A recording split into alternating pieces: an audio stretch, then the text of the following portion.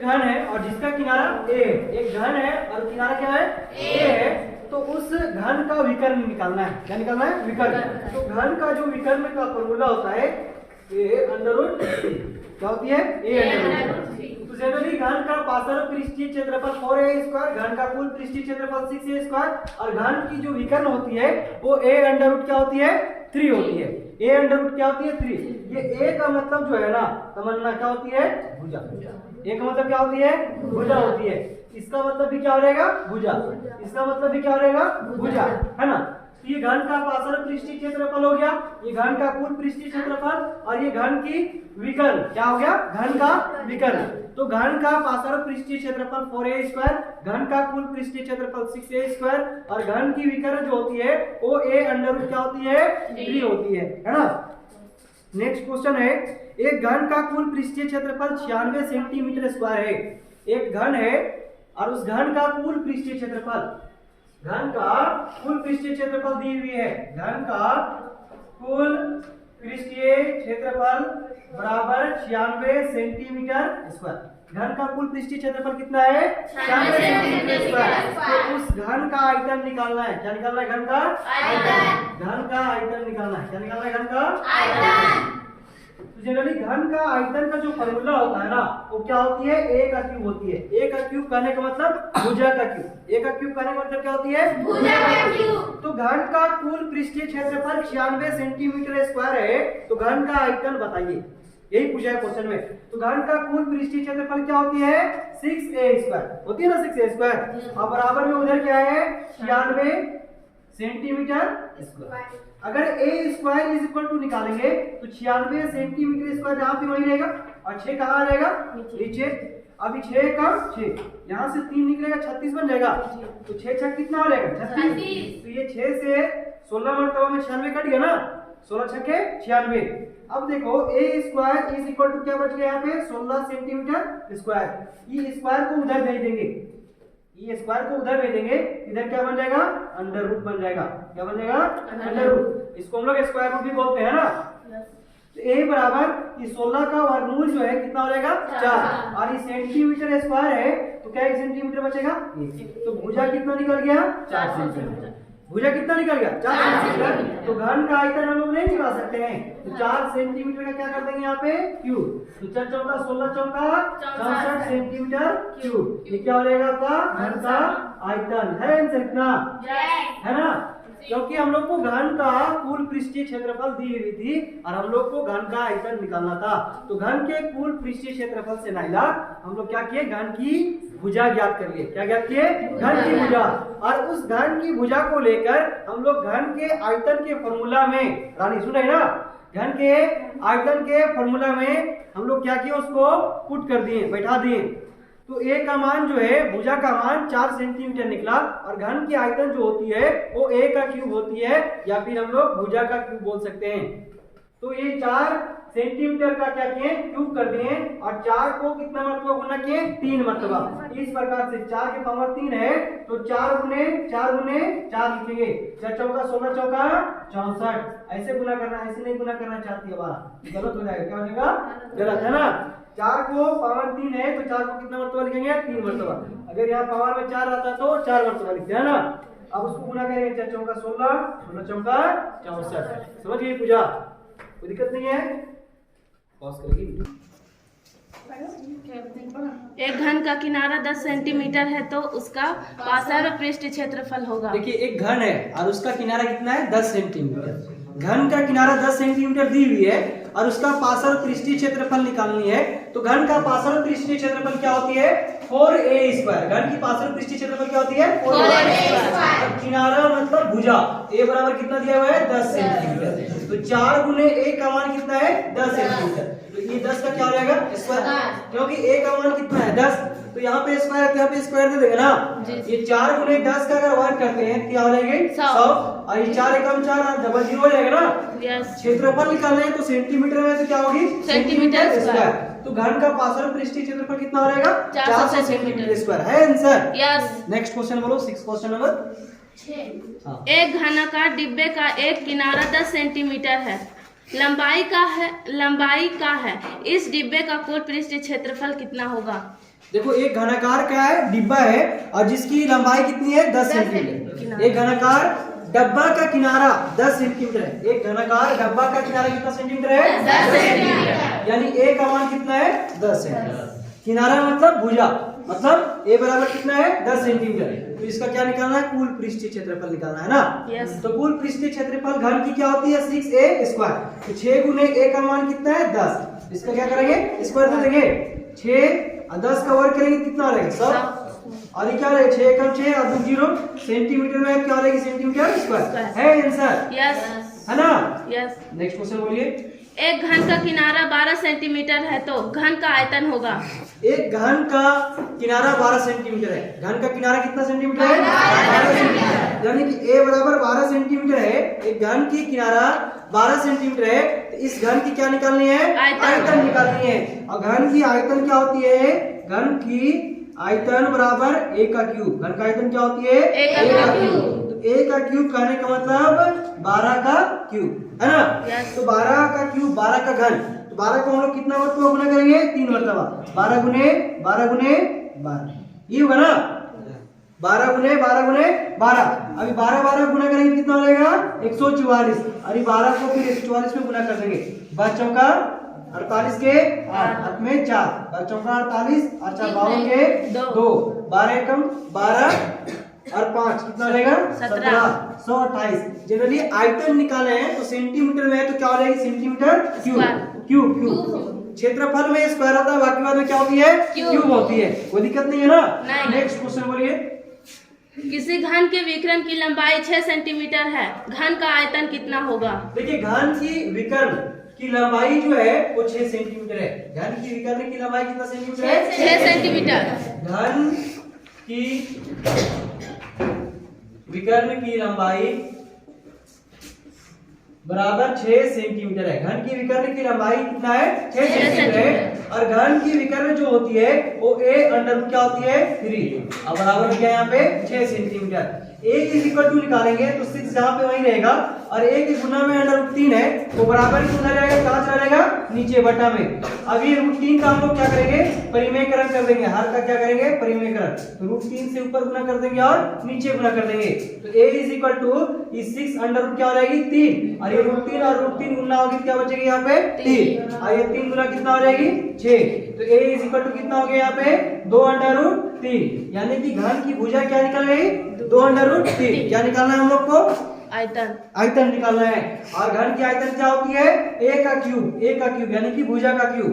तो a का cube a का मान कितना है 2 अंडर √3 और इसके पावर में कितना है यहाँ पे 3 है ना। अब देखिए ये 2 अंडर √3 को कितना बार लिख सकते हैं हम लोग 3 बार।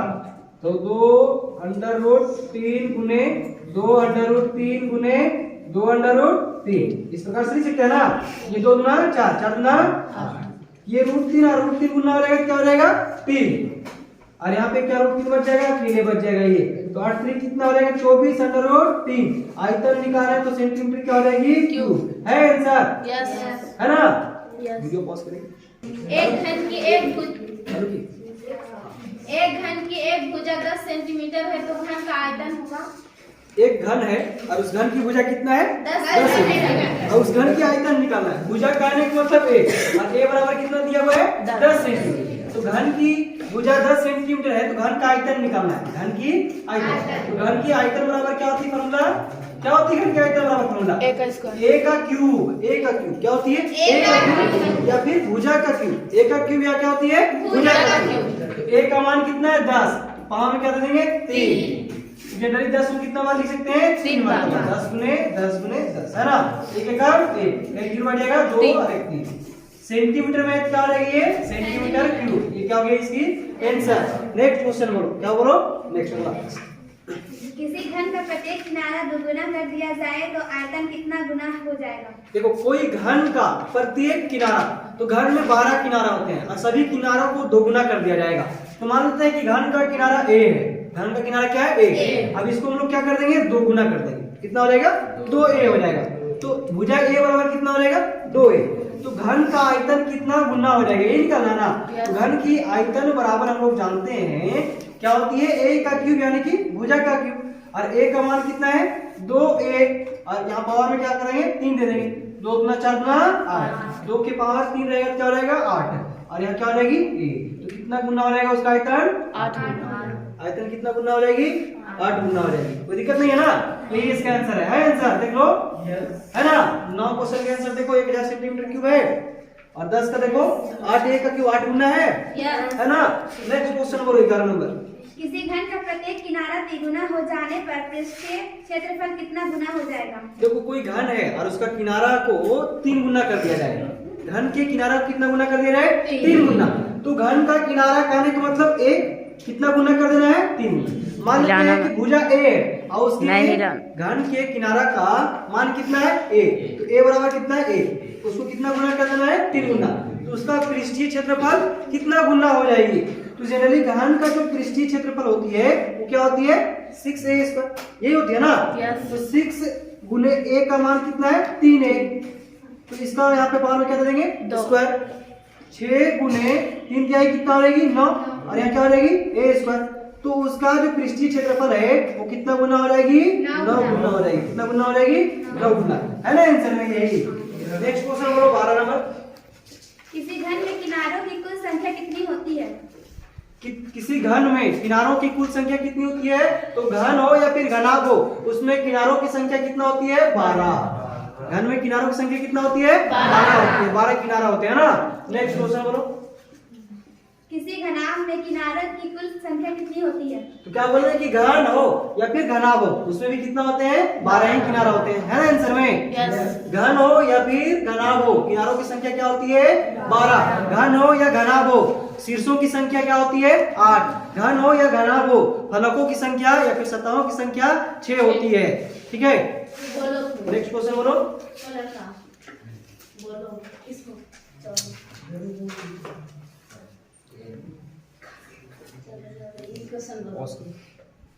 बी ऊंचाई h है का संपूर्ण पृष्ठीय क्षेत्रफल है। घनाभ का ना। यस। देखो एक घनाभ की लंबाई बराबर l दिया हुआ है, चौड़ाई बराबर b दी हुई है, और ऊंचाई बराबर h दिया हुआ है। एक घनाभ है, घनाभ हो या फिर घन हो तो घन में सभी किनारा क्या होते हैं बराबर होते हैं, और घनाभ में सभी किनारा बराबर नहीं होते। लंबाई का मान अलग होता है, चौड़ाई का मान अलग होता है, ऊंचाई का मान अलग होता है। तो लंबाई बराबर क्या दी हुई है l, चौड़ाई बराबर b और ऊंचाई बराबर h। तो उस घनाभ का संपूर्ण पृष्ठीय क्षेत्रफल बताना है। तो घनाभ का संपूर्ण पृष्ठीय क्षेत्रफल होती है 2 × LB + BH + HA। क्या होती है 2 × LB + BH + HA। यही आंसर है ना आंसर। नेक्स्ट क्वेश्चन बोलो 15 क्वेश्चन नंबर। एक घनाभ जिसकी लंबाई l, चौड़ाई b और ऊंचाई h है पृष्ठीय क्षेत्रफल। देखिए एक घनाभ है, ये था संपूर्ण पृष्ठीय क्षेत्रफल या फिर कुल पृष्ठीय क्षेत्रफल किसका घनाभ का। घनाभ की क्या होती है पार्श्व पृष्ठीय क्षेत्रफल होती है। तो घनाभ में लंबाई बराबर l, चौड़ाई बराबर b और ऊंचाई बराबर h, और उस घनाभ की पार्श्व पृष्ठीय क्षेत्रफल निकालना है। यानी कि घनाभ में जो है ना ऊपर में भी आयत है, साइड में भी आयत है, यानी कि 4 आयत हैं और 2 जो है इधर बनता है वो वर्ग होता है। तो जनरली घन में भी 6 सतह या 6 फलक होते हैं, घनाभ में 6 सतह या 6 फलक होते हैं। तो घनाभ का ये कुल पृष्ठीय क्षेत्रफल 2 × LB + BH + HL होती है, और घनाभ का पार्श्व पृष्ठीय क्षेत्रफल जो होती है 2 × L + B × H, और आपको बुक में दिया होगा 2 × H × L + B, यही है ना। इसको इस प्रकार से भी लिख सकते हैं और इस प्रकार से भी लिख सकते हैं। इसको बोल सकते हैं 2 × लंबाई + चौड़ाई × ऊंचाई, 2 × ऊंचाई × लंबाई + चौड़ाई, ये दोनों एक ही है ना, सिर्फ h को इधर लिख दिए है। नेक्स्ट क्वेश्चन बोलो 16 क्वेश्चन नंबर। घनाभ जिसकी लंबाई l, चौड़ाई b और ऊंचाई h है का विकर्ण है। घनाभ है, घनाभ की लंबाई क्या है l और चौड़ाई क्या है h, चौड़ाई क्या है b और ऊंचाई क्या है h, और उस घनाभ की क्या निकालना है हम लोग की विकर्ण निकालना है। क्या निकालना है विकर्ण। तो घनाभ के विकर्ण निकालने की जो फॉर्मूला होती है वो √a² प्लस में b² प्लस में क्या होती है h²। l² + b² + h² का स्क्वायर रूट जो है ये घनाभ के विकर्ण निकालने की क्या होती है फॉर्मूला होती है ना। नेक्स्ट क्वेश्चन बोलो। उस लंबी से लंबी छड़ की लंबाई होगी जो 12 मीटर लंबे, 4 मीटर चौड़े एवं 3 मीटर ऊंचे हॉल में रखी जा सकेगी। देखो वह लंबी से लंबी छड़ हो सकती है ना, जो लंबाई उस हॉल की कितना हो सके 12 मीटर, और उस हॉल की चौड़ाई कितना है 4 मीटर, और उस हॉल की जो ऊंचाई है वो कितना है 3 मीटर। तो एक हॉल है तो लंबाई अलग है, चौड़ाई अलग है, ऊंचाई अलग है, तो घनाभ के आकार का होगा। और उस घनाभ के आकार के हॉल में एक लंबी छड़ रखना है, और उस छड़ की लंबाई कितनी लंबी हो सकती है, तो एल का मान दिया हुआ है, बी का मान दिया हुआ है, एच का मान दिया हुआ है। हम लोग यहाँ क्या करेंगे, घनाभ का विकर्ण निकाल देंगे, √l² plus B square plus में एच स्क्वायर। एल का मान कितना है 12, तो क्या हो जाएगी यहाँ पे 12 का स्क्वायर। बी का मान कितना है 4, तो क्या हो जाएगी 4 का स्क्वायर। एच का मान कितना है 3, तो ये क्या हो जाएगी 3 का स्क्वायर। इसका क्या करेंगे हम लोग अंडर कर देंगे। ये 12 का वर्ग करेंगे कितना होती है 144, और 4 का वर्ग कितना होती है 16, और 3 का वर्ग कितना होती है 9। इस सभी को जोड़ेंगे ना तो ये हो जाएगा 169। 144 और 16 160, और 160 में 9 जोड़ेंगे कितना हो जाएगा 169। और ये जो है 13 का वर्गमूल, 169 का वर्गमूल कितना आ जाएगा 13। सभी मीटर में था तो ये भी क्या आ जाएगा मीटर में। 13 मीटर लंबी छड़ को रखी जा सकती है उस हॉल में, है आंसर। यस। पॉज करिए।